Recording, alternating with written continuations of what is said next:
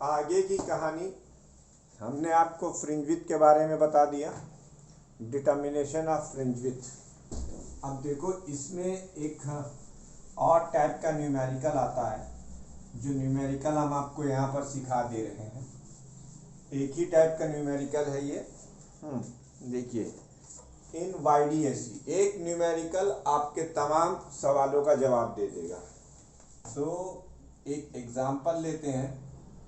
In YDSE young double slit experiment, YDSE young's double slit experiment, the wavelength of the light used, the wavelength of the light used is 600 nanometer।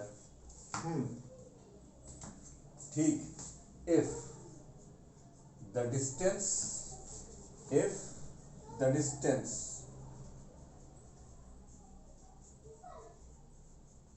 between the slit is 1 millimeter and distance between slit and screen is 2 meter. In YDSE, the wavelength of light used is 600 nanometer. If the distance between the slit is 1 millimeter and the distance between the slit and screen is 2 meter. Find number 1 fringe width. ये पहला question, fringe width. दूसरा question, position of second dark fringe. ठीक। Third question, position of fourth bright fringe.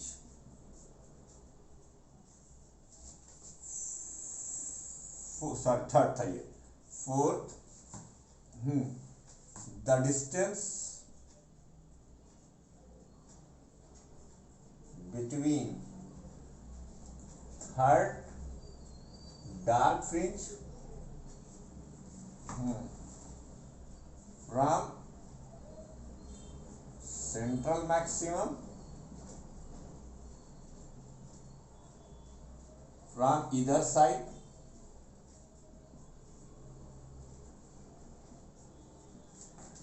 to the fourth maximum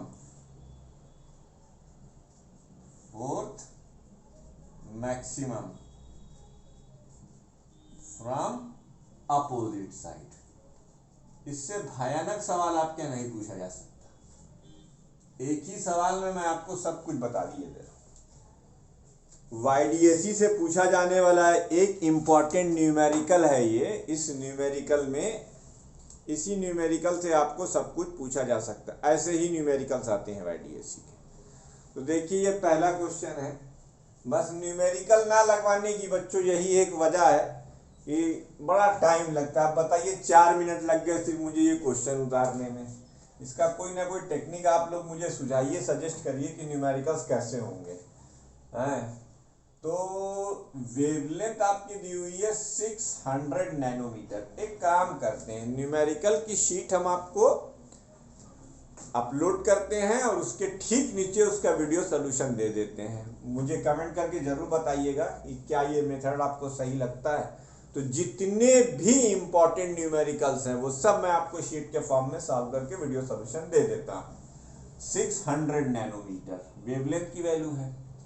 small D की value 1 millimetre है। बच्चों ये जो आपका 600 नैनोमीटर है इसको आपको मीटर में तब्दील कर लेना चाहिए। तो -9 से मल्टीप्लाई कर देंगे। इसकी वैल्यू 1 × 10⁻³ हो गई। कैपिटल डी की वैल्यू 2 मीटर हो गई। अब आप बीटा का फार्मूला जानते हैं। पहला आंसर देखिए, फ्रिंज विड्थ। ये क्या है? Fringe width. तो जब आप फ्रिंज विड्थ निकालेंगे तो फ्रिंज विड्थ की वैल्यू आएगी डी लैम्डा अपॉन डी।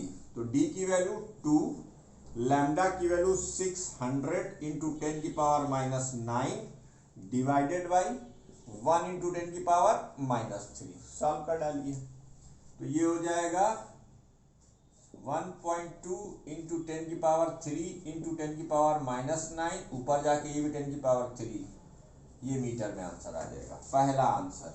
दूसरा answer, position of second dark fringe, position of second dark fringe, second dark fringe, position of second dark fringe जब आप निकालेंगे तो ये हो जाएगा 2n plus 1 lambda D upon D. तो n क्या है यहां पर, सेकेंड का मतलब 2, तो 2 इंटू 2 कर दीजिए प्लस 1 कर दीजिए, लैम्डा की वैल्यू आप लिख दीजिए 600 इंटू 10 की पावर माइनस 9 और डी की वैल्यू आप लिखिए 2 स्मॉल डिवाइडेड बाई 1 इंटू 10 की पावर माइनस 3। अब position of fourth bright fringe, position of fourth bright fringe निकालना है आपको। मैं फार्मूला वो लिख देता हूं, बाकी आपको कैलकुलेटर अलाउ है तो आप आराम से कर सकते हो। Position of fourth bright fringe, position of fourth bright fringe जो होगा वो होगा n D lambda upon D.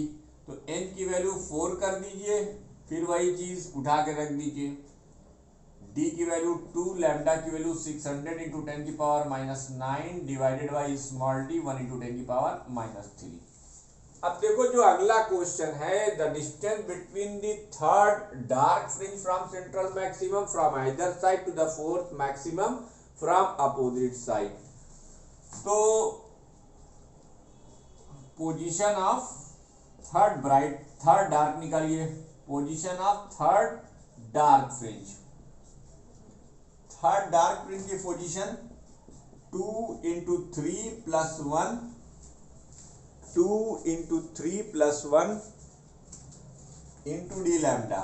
बेटा ये वाला सवाल यहां नहीं करेंगे, स्क्रीन में दिख नहीं रहा है, यहीं तक रखेंगे। अब वीडियो को पॉज करके इसको नोट कर डालिए, तो हम इसके आगे जब पढ़ेंगे तो ये 2 लाइन इरेज करके इसका सोल्यूशन पूरा कर रहे हैं। फोर्थ क्वेश्चन में आप एक थर्ड डार्क फ्रिंज की पोजीशन निकाल लीजिए और फोर्थ डार्क फ्रिंज की पोजीशन आपने यहां निकाल रखी है, फोर्थ ब्राइट फ्रिंज की पोजीशन निकाल रखी, दोनों को ऐड अप कर दीजिए। फोर्थ वाले क्वेश्चन में position of third bright fringe, position of third dark fringe, sorry third dark fringe,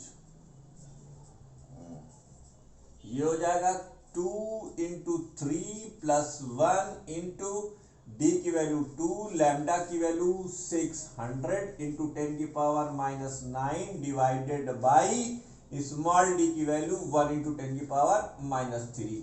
ये जो भी आंसर आए और position of fourth bright fringe ये आप निकाल चुके हैं। Position of fourth bright fringe ये हो जाएगा n लैम्डा अपॉन डी, कितनी बार लिखो यार फार्मूला, 4 इंटू डी की वैल्यू 2 इंटू लैम्डा की वैल्यू 600 इंटू 10 की power minus 9 whole divided by 1 into 10 की पावर माइनस 3 मीटर। जब ये दोनों निकल आए तो इन दोनों को ऐड कर दीजिए, बस ये आ जाएगा।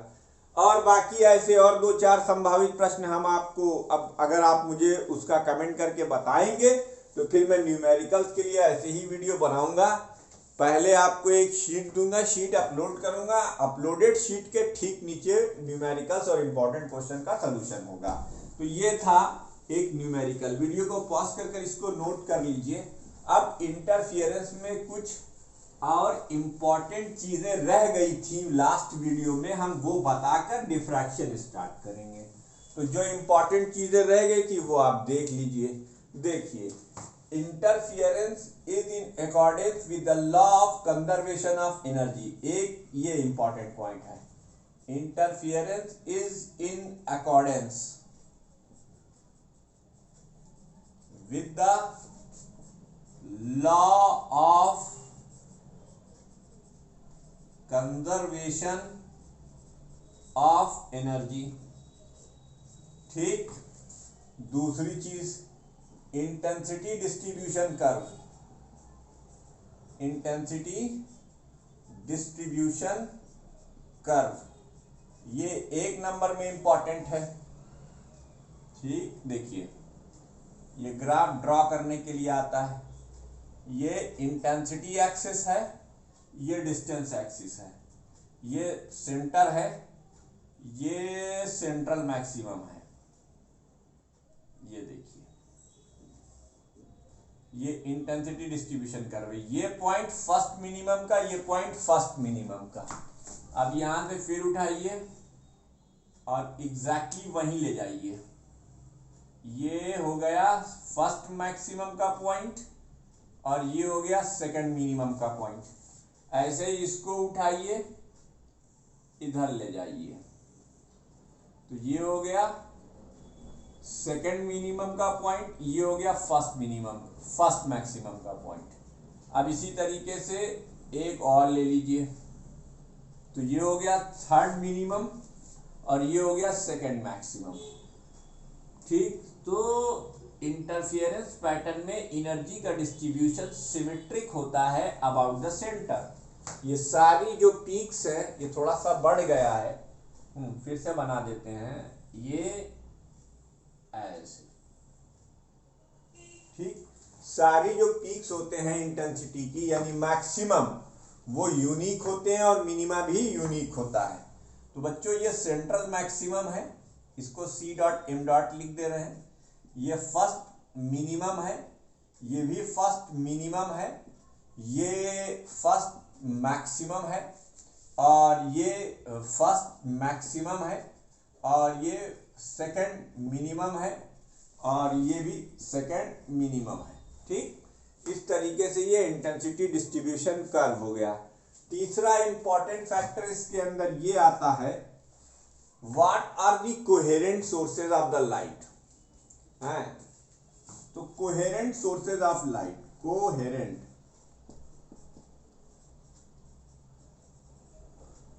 sources of light,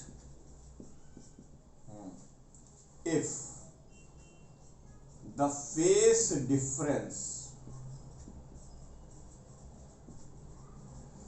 between two sources producing interference, if the phase difference between the two sources producing interference remains constant,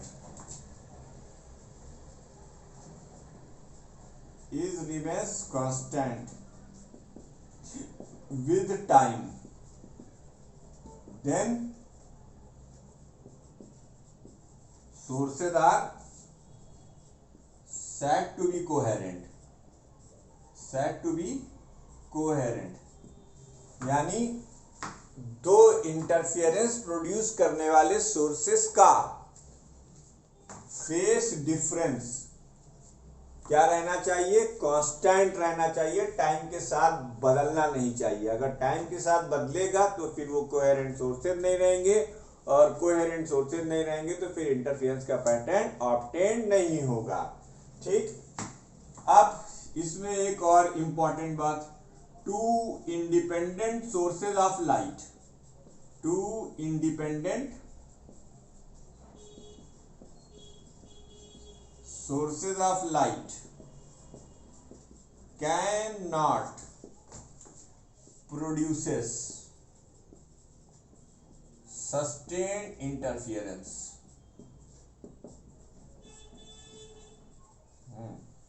Interference generally produces by Lyot single mirror experiment, young double slit experiment and Fresnel biprism. तो interference produce करने के लिए interference generally observed by the YDAC, Layard single mirror and Fresnel biprism.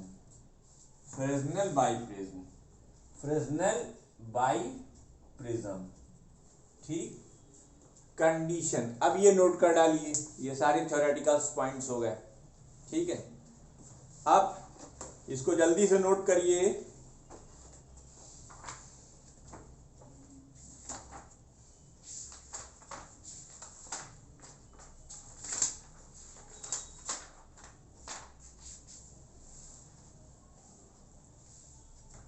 अब हम एक और important topic इसमें बताकर अपने नए टॉपिक पर चलेंगे। चैप्टर नंबर 21 स्टार्ट करेंगे।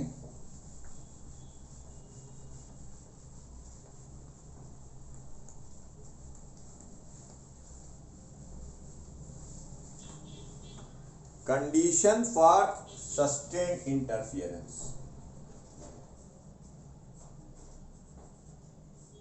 Condition for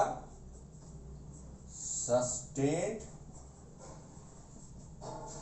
interference.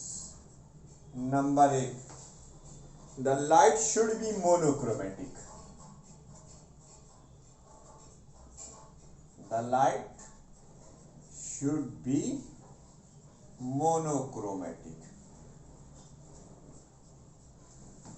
यानी दोनों सोर्सेस से जो लाइट निकल रही है उनका वेवलेंथ यूनिक होना चाहिए। दो ये शब्द तो मैंने आपको स्टार्टिंग में ही लिखवाया था क्वांटिटेटिव एनालिसिस में। The light should be monochromatic. If this is not so,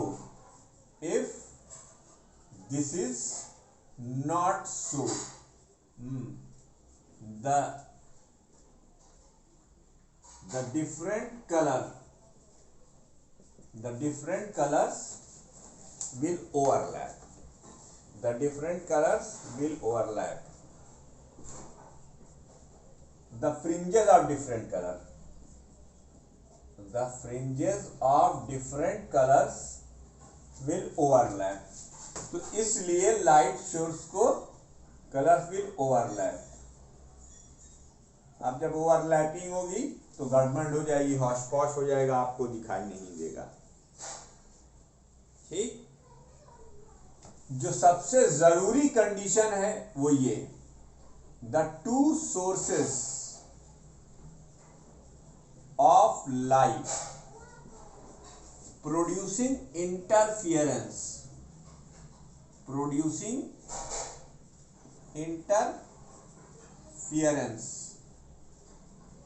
must be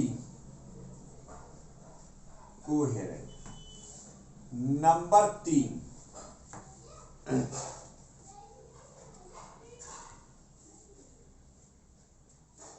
the two light should have same wavelength,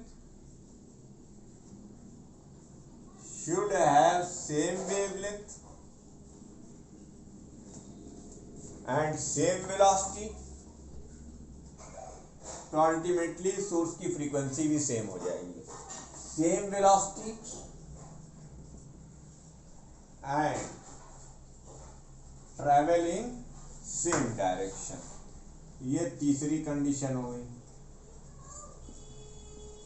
same direction. चौथी condition,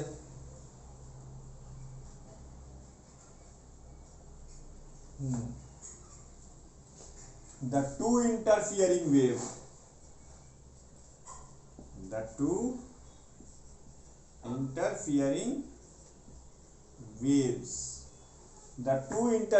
waves must have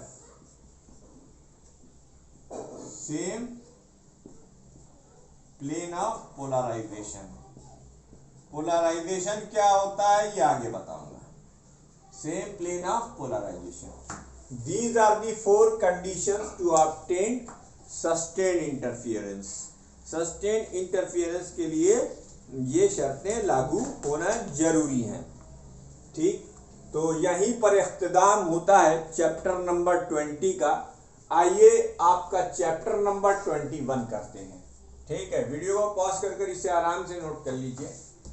chapter number 21। तो चैप्टर नंबर 21 डिफ्रैक्शन को dedicated है। Chapter number 21 diffraction को dedicated है। Diffraction chapter 21 diffraction of light. ठीक, आइए एक घटना पर विचार करते हैं। अपने तरीके से समझाता हूं, वीडियो लंबी होती है, कोई बात समझिएगा। पूरे लखनऊ में कोई मिलेगा नहीं आई से समझाने वाला।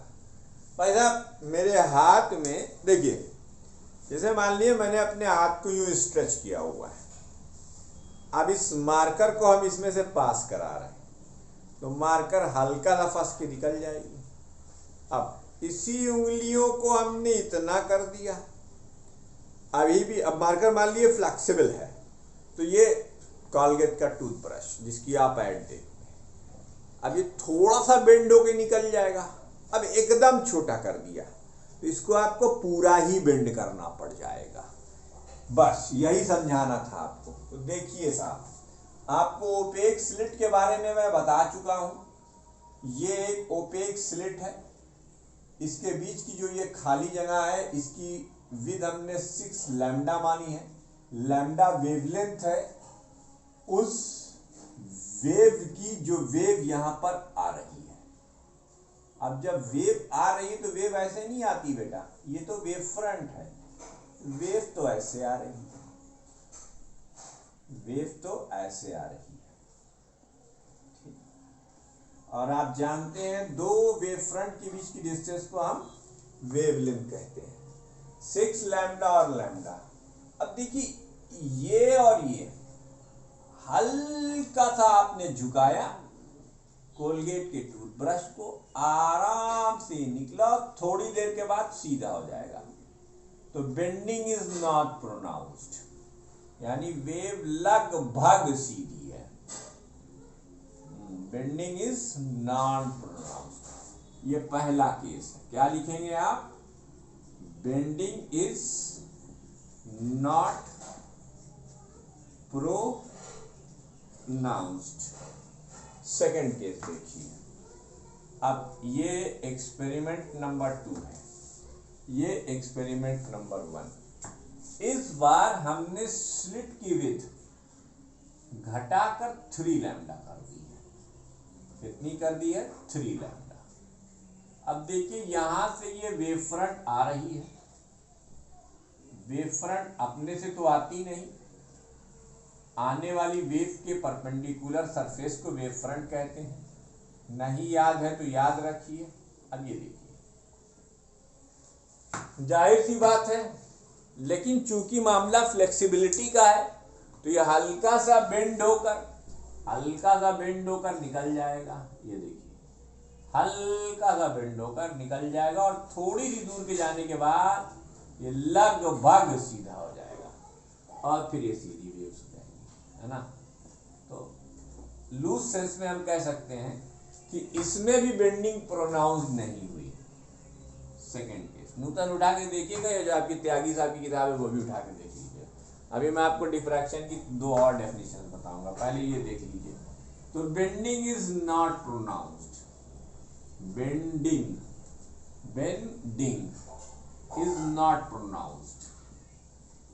Is not pronounced. लेकिन बच्चों अगर हमने तीसरा केस इस तरीके से लिया, थर्ड केस देखिए,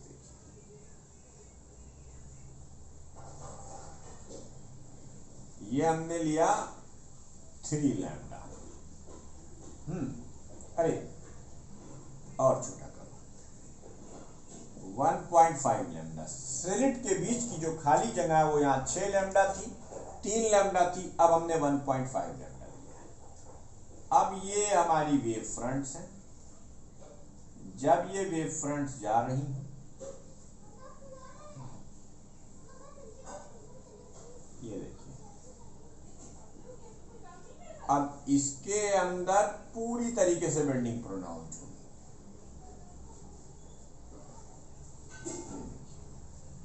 यानी प्लेन वेव फ्रंट स्फेरिकल बन गई, प्लेन वेव फ्रंट स्फेरिकल बन गई। Bending is pronounced, bending is pronounced.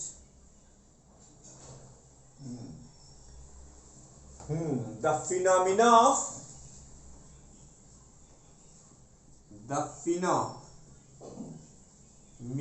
of bending of light, the phenomena of bending of light around the corner of an aperture or obstacle, around the corner or aperture of an obstacle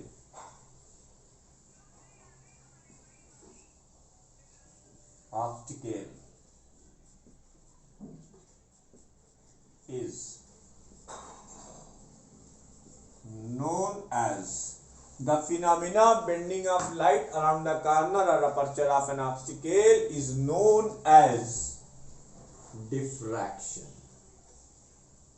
इसको हम diffraction कहते हैं। Diffraction, इसको यूं समझिए, देखिए जैसे ये एक कॉर्नर है, लाइट यूं आ रही थी तो एक्सपेक्टेशन ये था कि एज पर ऐसे जानी चाहिए थी, ध्यान से देखिएगा कैमरे में, ऐसे जानी चाहिए थी, लेकिन ये अपने मार्क से थोड़ा सा हट जाती है।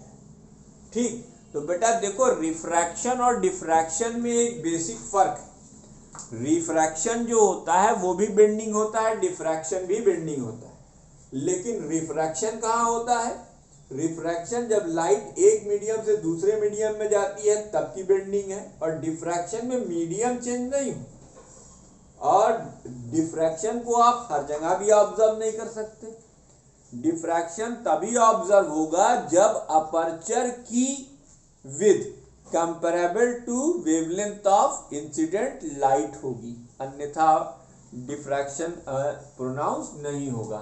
तो यहां पर हम एक नोट पॉइंट जरूर लिखना पसंद करेंगे, अगर आपको अच्छा लगे तो। Note, diffraction is observed, diffraction is observed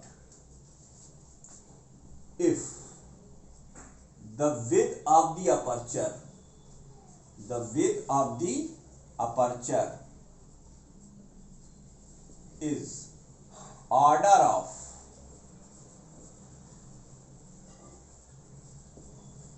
wavelength of light incident on it. Diffraction is observed if the width of the aperture is of order of wavelength of light incident on it. May I write, dear friends? तो ये है diffraction. आइए अब diffraction of light को एक दूसरे तरीके से समझते हैं। तो भाई डिफ्रैक्शन सीधी सीधी बात क्या हो गई? बेंड कर जाना। तो सबसे आसान तरीका क्या है कहने का कि प्लेन वेव फ्रंट बेंड कर गई, किसमें? प्लेन वेव फ्रंट बेंड कर गई स्फेरिकल वेव फ्रंट में। तो ये डिफ्रैक्शन को समझने का एक तरीका हुआ। अब ये तो तुम्हारी न्यूटन का तरीका है या डी के त्यागी साहब का तरीका है। तो इसमें अहमद सर का रोल क्या है? कुमार मित्तल और उनका तरीका हो गया। अब आइए हम आपको अपना तरीका बताते हैं। हम इंडियंस हैं और हमारी टेंडेंसी होती है, हमें मुफ्त का मलीदा पेलने की बड़ी आदत होती है। ये आप भाभी जी घर में है, सुनते होंगे।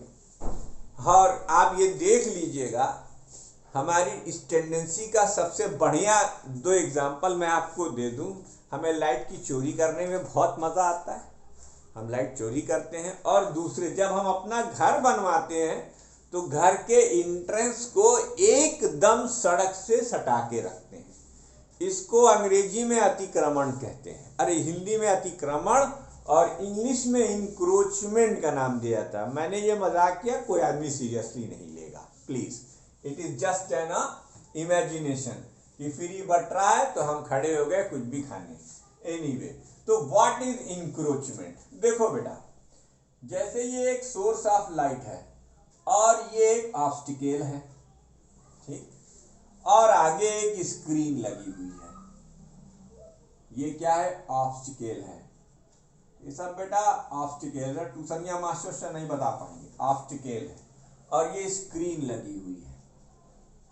तो हमें जो प्री नॉलेज है, हमारी प्री नॉलेज कहती है कि इस सोर्स ऑफ लाइट से, इस सोर्स ऑफ लाइट से अगर एक लाइट निकली तो उम्मीद तो यही की जा रही थी कि ये कुछ यूं जाती, क्योंकि light travel in straight line. लेकिन ऐसा नहीं हुआ। इससे पढ़ने के बाद ये अपनी शैडो में इतना आगे बढ़ गई। वाह वाह वाह वाह। ये जो इंक्रोचमेंट पोर्शन है, देखिए ये अतिक्रमित पोर्शन है। भाई तुम्हें यहां आना था ना, तुम्हारी मकान की बाउंड्री यहां होनी चाहिए थी, लेकिन तुमने क्या किया? इतना कब्जा कर लिया। ये इंक्रोचमेंट है। ये क्यों हुआ? बेंडिंग हुई है। अब ऐसे ही ये लाइट इधर गई तो आपकी जो उम्मीद थी वो उम्मीद तो ये थी, लेकिन हुआ क्या? जैसे इधर हुआ था ये हल्का सा बेंड कर जाएगी। इसे सबसे पहले ऑब्जर्व किया था गैरी-माल्डी नाम के एक साइंटिस्ट ने। GARIMALDI है, अब जो भी इसको आप प्रोनाउंशिएट कर लें, ठीक है। तो ये जो ज्योमेट्रिकल शैडो का इंक्रोचमेंट है, इसको हम डिफ्रैक्शन के नाम से जानते हैं, ठीक। अच्छा, एक और तरीके से समझ लो। अब देखो, जैसे ये स्लिट है, ठीक, और ये स्क्रीन है। तो ये भी स्लिट हो गई, ये भी स्लिट हो गई, ये सोर्स ऑफ लाइट हो गया, सोर्स ऑफ लाइट, ठीक। अब ये लाइट ऐसे जानी है तो उम्मीद के बरक्स ऐसे जानी चाहिए थी, लेकिन हुआ क्या? ऐसे ना जाकर उसने इतने एरिया को इंक्रोच कर लिया, इतने एरिया को इंक्रोच कर लिया। ये जो इंक्रोच किया है, इसी को हम डिफ्रैक्शन कहते हैं। The encroachment of the light,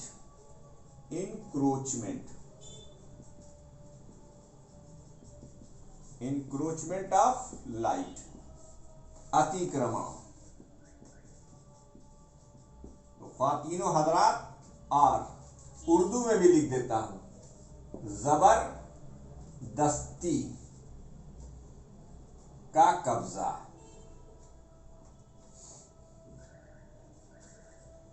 ठीक, जबरदस्ती का कब्जा, द इंक्रोचमेंट ऑफ लाइट। हमारे ये उर्दू में लिखा हुआ है, आपको डेफिनेशन अगर आ जाए तो एग्जाम में मत लिख दीजिएगा। The encroachment of light in its geometrical shadow, in its geometrical shadow is known as diffraction of light. diffraction of light, ये उसकी दूसरी डेफिनेशन हुई, ठीक है बाबू। अब तीसरी डेफिनेशन अतिक्रमण की, ये नोट कर लेना, वीडियो को पॉज करके।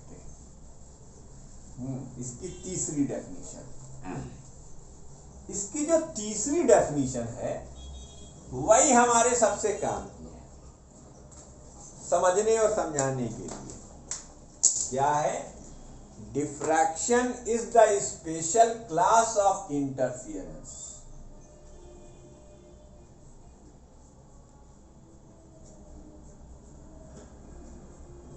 diffraction is the special class of interference। क्या ये इंटरफियरेंस है? यस, नो डाउट ये इंटरफियरेंस है। Diffraction is the special class of interference in which two waves superpose each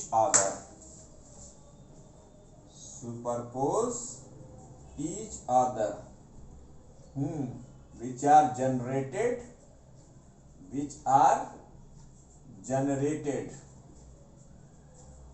from same wave front। लीजिए साहब, आ गया मौकिफ, सेम वेव फ्रंट। तो diffraction क्या है? इंटरफियरेंस की एक स्पेशल क्लास है जिसके अंदर टू वेव सुपरपोज करती हैं, लेकिन वो सेम वेव फ्रंट से जनरेट होती हैं। कहाँ से जनरेट होती हैं? सेम वेव फ्रंट से जनरेट होती हैं। अब आपके यहाँ डिफ्रैक्शन का को सिलेबस जो है सिर्फ Fraunhofer single slit diffraction pattern पर है, लेकिन आपकी बेहतरीन जानकारी के लिए मैं आपको जरूर बताना चाहूंगा कि डिफ्रैक्शन की दो क्लास होती है। Class of diffraction, class of diffraction. अब ये क्लास ऑफ डिफ्रैक्शन में जो पहली क्लास है वो फ्राउनहोफर है, FRAUNHOFFER, फ्राउनहोफर्स, और एक होती है फ्रेस्नेल। आप में से जो लोग इंजीनियरिंग करेंगे वो फ्रेस्नेल्स की भी क्लास पढ़ेंगे। हमारे सिलेबस में नहीं है, इसलिए हम आपको पढ़ाने की अहमकाई नहीं करेंगे।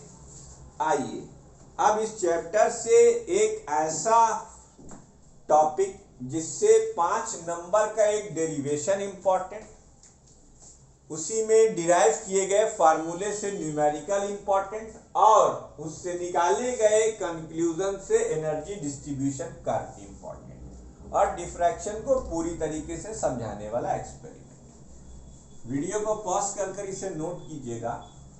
तो अब हम लोग सीखेंगे Fraunhofer single slit diffraction pattern. क्या सीखेंगे? फ्राउनहोफर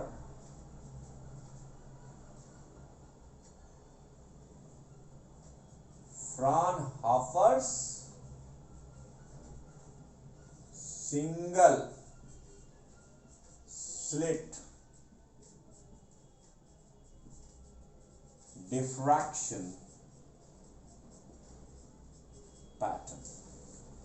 ठीक, Fraunhofer single slit diffraction pattern. अब इसका एक्सपेरिमेंटल सेटअप देखो। मान लो ये तुम्हारे पास सोर्स ऑफ लाइट है, ठीक। अब इस सोर्स ऑफ लाइट को एक लेंस के फोकस पे रख दो, ठीक। अब इससे 3 लाइट रेस को बाहर निकालो। लेंस को थिन मानना ताकि हम सिंगल रिफ्रैक्शन कंसीडर कर ले जाए। ये देखिए, ये 3 लाइट रेज निकली। आपको पता है अगर लेंस के फोकस पर सोर्स ऑफ लाइट रखा होगा, यानी ये इसका फोकस है, तो रिफ्रैक्शन के बाद ये ray parallel to the principal axis हो जाएंगी। भाई वाह, कितनी बढ़िया बात है।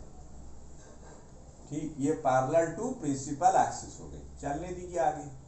अब आपको अच्छे से पता है, क्या पता है कि पैरेलल वेव की जो वेव फ्रंट होती है वो प्लेन होती है। चलो हम ये एक वेव फ्रंट ले लेते हैं, इसका नाम फिलहाल W है। ये क्या है? Wave front.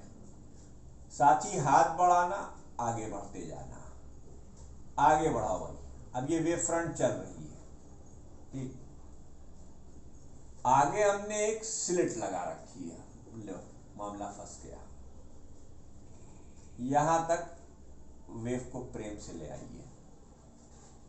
ये स्लिट लगी हुई है, इसका नाम आप ए बी रख दें। ठीक, देखो मेजॉरिटी ऑफ दी पोर्शन खाली जगह है, तो जब खाली जगह है तो यहां से वेव अनडिफ्लेक्टेड चली जाएंगी, अनडिविएटेड चली जाएंगी। इसके आगे तुमने एक कॉलीमीटर लगा रखा है। अरे रे रे रे, कोई नई चीज नहीं है बेटा, ये एक लेंस ही है, वो भी कॉन्वेक्स लेंस, लेकिन इसका नाम हम कॉलीमीटर रखते हैं। अब वो रखिन रहा तो हम रख दई है कॉलीमीटर। देखो भाई, लेकिन ये भी थिन लेंस है। लाओ प्रेम से इन तीनों रेस को, कहीं तोरे फोकस पे हम स्क्रीन रख देते, नहीं रख दो भैया, हम क्या करें। अब ये रे तो सीधी चली गई, ये मार्जिनल, ये देखो एक्सियल रे और ये दोनों मार्जिनल रे। मार्जिनल रे कलेक्ट होगी कहां पर, फोकस पे। भाई वाह यहां से निकाले, यहां से यहां बिखेरे, वहां समेट दिए। ठीक, लेकिन अब ये समेटने और बिखेरने में डिफ्रैक्शन कहां हुआ, ये हम आपको बताते हैं, चिंता मत करिएगा। ठीक, तो ये तीन रेस थी जो अनडिफ्लेक्टेड अनडिविएटेड रेस गई, अभी वो ऊपर जाकर मिल गई। ठीक, ये है डिफ्रैक्शन पैटर्न। तो फॉर्मेशन ऑफ सेंट्रल मैक्सिमम, पहली चीज हम इसमें पढ़ेंगे। क्या पढ़ेंगे, फॉर्मेशन ऑफ सेंट्रल मैक्सिमम। देखो बात बड़ी सीधी सी है, समझने वाले समझ गए, जो ना समझे वो ना समझे। फॉर्मेशन ऑफ सेंट्रल मैक्सिमम, अब ये रे तो सीधी जा रही है, इससे कोई मतलब ही नहीं। बात करो इन दो रेस की, तो ये दो रेस क्या ऊपर पहुंचने के लिए समान डिस्टेंस नहीं ट्रैवल करेंगी? कहिए हाँ करेंगी। तो जब ये समान डिस्टेंस तय करेंगी, इक्वल डिस्टेंस ट्रैवल करेंगी, तो इसका मतलब इनके बीच में कोई पाथ का डिफरेंस नहीं होगा। जब पाथ का डिफरेंस नहीं होगा, यानी पाथ डिफरेंस जीरो होगा, तो फेस डिफरेंस भी जीरो होगा। अब जीरो फेस डिफरेंस पे क्या मिलता है? इंटरफियरेंस से पूछिए। I is equal to I1 plus I2 2 under root I1 I2 cos 0 degree. cos 0 की वैल्यू 1 होती है, यानी मैक्सिमम इंटेंसिटी है ना। ठीक है, क्या होती है? मैक्सिमम इंटेंसिटी, यानी O पर क्या बनेगा? Intensity maxima. क्योंकि वो सेंट्रल पॉइंट है, इसलिए इसका नाम हम क्या रख देंगे? Central point. ठीक है, imagine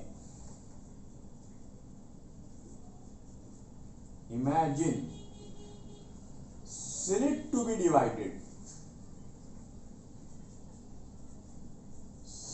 be divided into two equal parts. हमने स्लिट को दो हिस्सों में डिवाइड कर दिया है, फिलहाल ACB।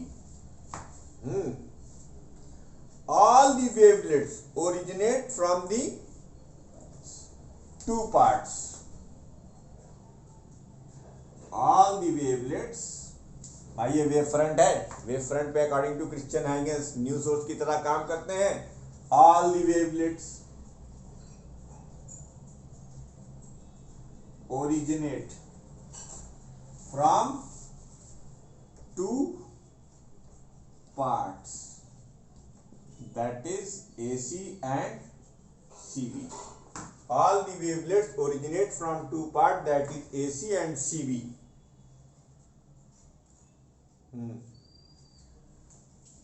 Meet at screen. Meet at screen. Meet at screen after covering equal distances. Meet at screen after covering equal distances. After covering equal distances. So all the wavelets, so all the wavelets, so all the wavelets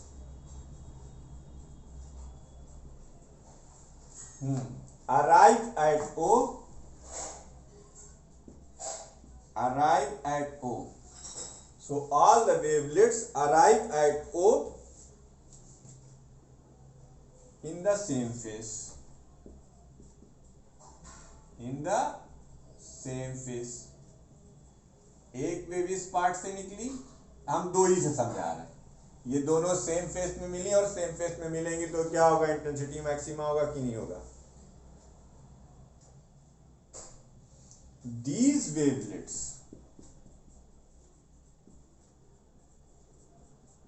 these wavelets reinforce, these wavelets reinforce each other's effect, each other's effect to give intensity maximum, to give maximum intensity, to give maximum intensity at point 4. These wavelets reinforce each other effect to give maximum intensity. क्या देती हैं बेटा, ये maximum intensity देती हैं. अब video को pause करके सिर्फ और सिर्फ for formation of central maximum को note. Formation of central maximum के बनने के बाद यहां पर इंटेंसिटी सबसे मैक्सिमम होगी. अब इसे आप नोट कर डालिए. आइए साहब,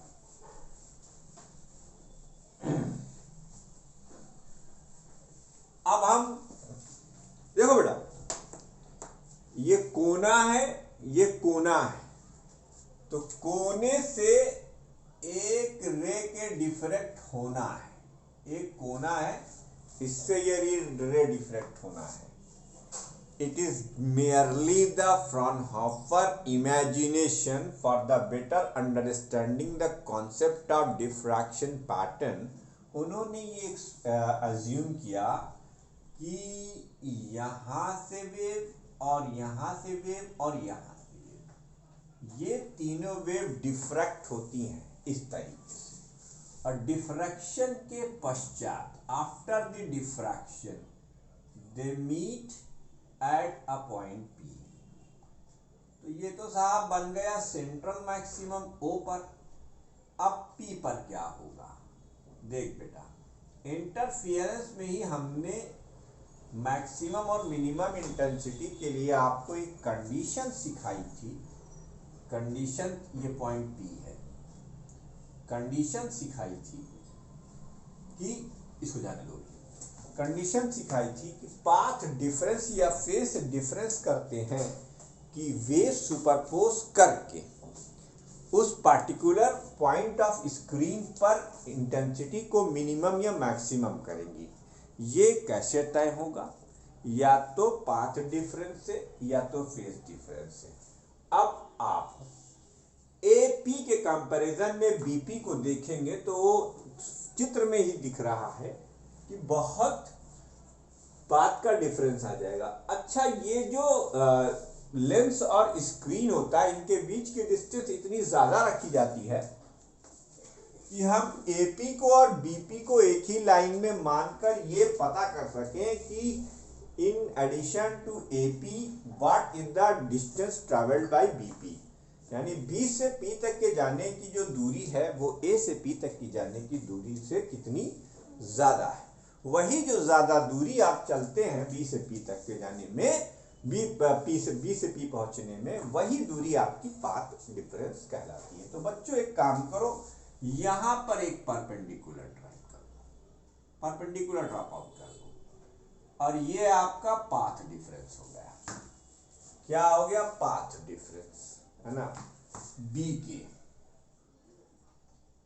के क्या है बेटा, ये है पाथ डिफरेंस. मैंने आपसे क्या कहा था, मैक्सिमम और मिनिमम का तय तमाम किससे होगा, या तो फेज डिफरेंस से या तो पाथ डिफरेंस से। तो हमने कहा बी के पाथ डिफरेंस यानी ये क्या है, A B P minus A P. आइए हम आपको पहला वो दिखाते हैं। न्यूटन में भूल जाइए, न्यूटन में ऐसा कुछ नहीं ना, डी के त्यागी साहब के हैं। Formation of first minimum, formation of first minimum. Consider the slit to be divided into two equal parts and let, पहले लेट कर लो, let bk is equal to lambda and suppose and imagine करो, imagine slit to be divided into two equal parts. देखो बेटा, अब यहां पर एक प्यारा सा डायग्राम,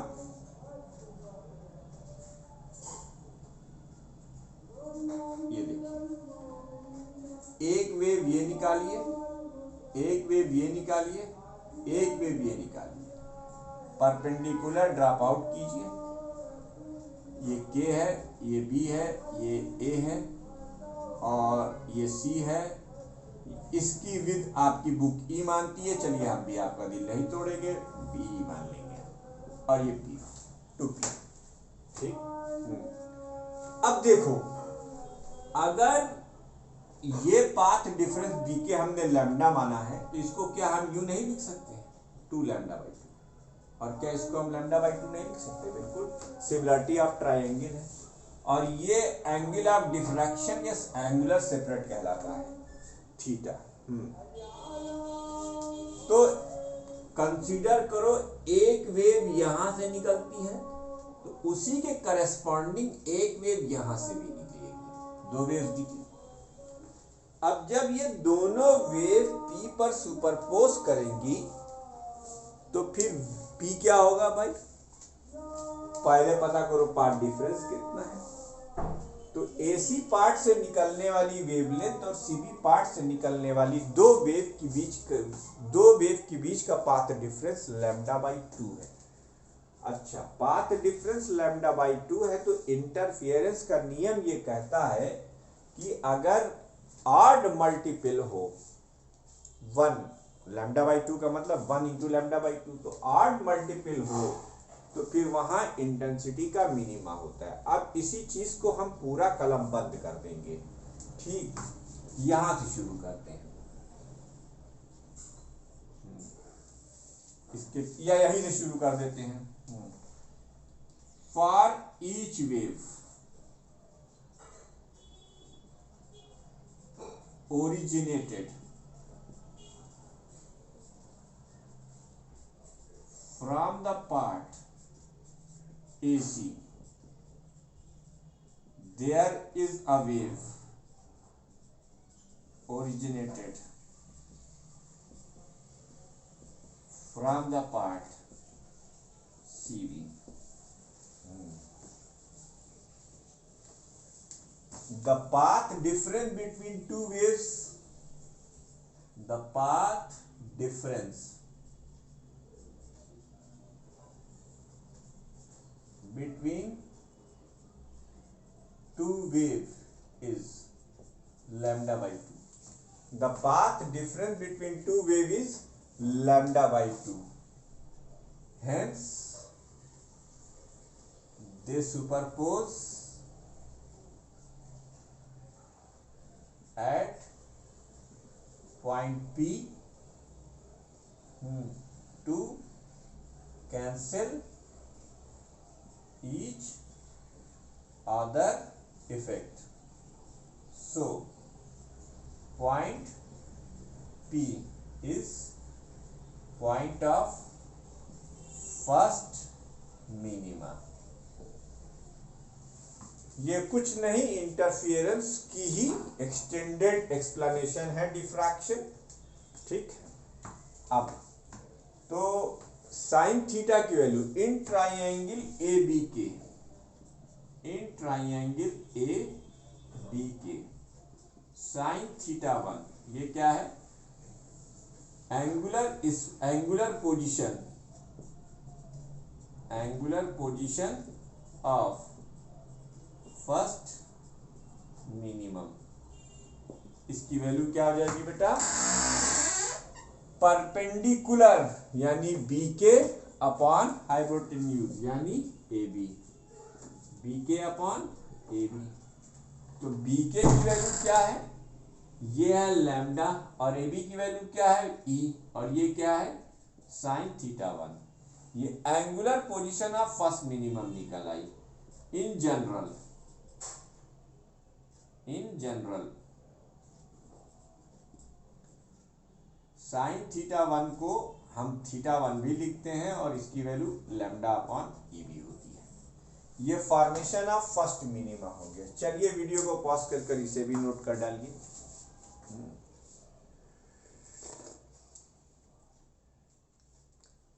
वीडियो को पॉज कर इसको भी नोट कर डालिए। अब फॉर्मेशन हम आपको सेकंड मिनिमा बताते हैं।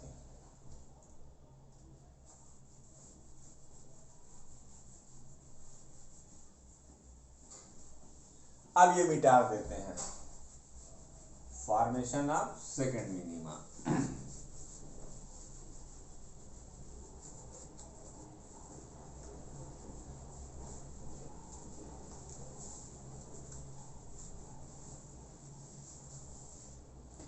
Formation of second minima.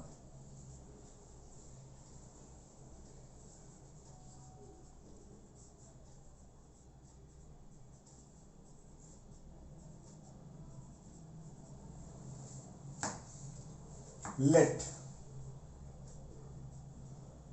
bk is equal to 2 lambda and imagine slit to be divided into 4 equal parts। 4 equal parts. आपने इमेजिन किया कि स्लिट जो है 4 इक्वल पार्ट्स में डिवाइडेड है। Let BK is equal to 2 lambda and imagine slit to be divided into 4 equal parts. अब ये जो आपकी स्लिट थी ए, इसका एक पार्ट C1, इसको आप C मान लीजिए, इसको आप C2 मान लीजिए, और इसको आप B मान लीजिए। एक वेव यहां से निकली, एक वेव यहां से निकली, एक वेव यहां से, एक वेव यहां से, और एक वेव यहां से। इसको आप कहिए 2p1 dash. Perpendicular drop out कीजिए, ये के, इसको आप सेकंड मिनिमा है ना, तो इसको आप θ2 मान लीजिए। ये जो 2 लैम्डा है इसको हम लिख सकते हैं 4 लैम्डा बाई 2, इसको हम लिख सकते हैं 3 लैम्डा बाई 2, इसको हम लिख सकते हैं 2 लैम्डा बाई 2, इसको लिख सकते हैं लैम्डा बाई 2। ये सिमिलरिटी ऑफ ट्राइंगल से है बेटा, ठीक। अब तेरी कहानी फिर से है दोहरानी, जैसे बनाया था फर्स्ट मिनिमम उसमें भी यह बनानी। देखो बेटा, एक वेव यहां से निकली, एक वेव यहां से निकली। अब जब ये दो वेव P डैश पर सुपरपोज करेंगी तो इन दोनों के बीच में पाथ डिफरेंस होगा लैम्डा बाई 2 का। लैम्डा बाई 2 के पाथ डिफरेंस पर सुपरपोज करने की वजह से एक दूसरे के इफेक्ट को कैंसिल करेंगे, इंटेंसिटी मिनिमम हो जाएगी, ठीक। उसी तरीके से C1 C2 पार्ट से निकलने वाली एक वेव के लिए एक और वेव C2 B से निकलेगी, वो भी इन दोनों के बीच में पार्ट डिफरेंस क्या होगा?